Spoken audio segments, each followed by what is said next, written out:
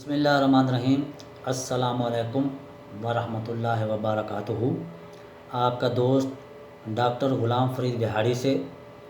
आज का मेरा मौज़ू है कांच का निकलना यानी प्रोलैप्सिस ऑफ अनी।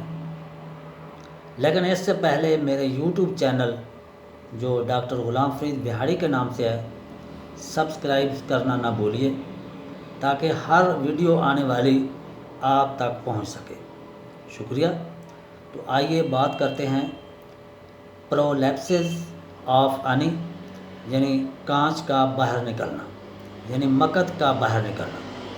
ये ज़्यादातर छोटे बच्चों की बीमारी है लेकिन मर्द हजरात में भी पाई जाती है और औरतों में भी हमल के दौरान ज़्यादातर ये मर्ज़ पाई जाती है।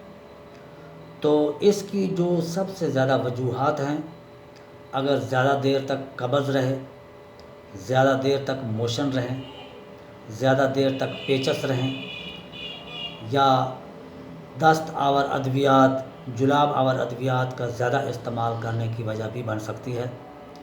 इसमें जो सबसे ज़्यादा अद्वियात इस्तेमाल की जा सकती हैं उसमें पोडोफैलम, रोटा, एलोज़, एसिड म्योर, कलकेरिया फ्लोर और रोटा। ये बहुत बड़ी दवा अद्वियात हैं इसमें जो इस्तेमाल की जा सकती हैं। इसके अलावा और भी बहुत सी अद्वियात हैं लेकिन सबसे ज़्यादा ये इस्तेमाल की जाती है।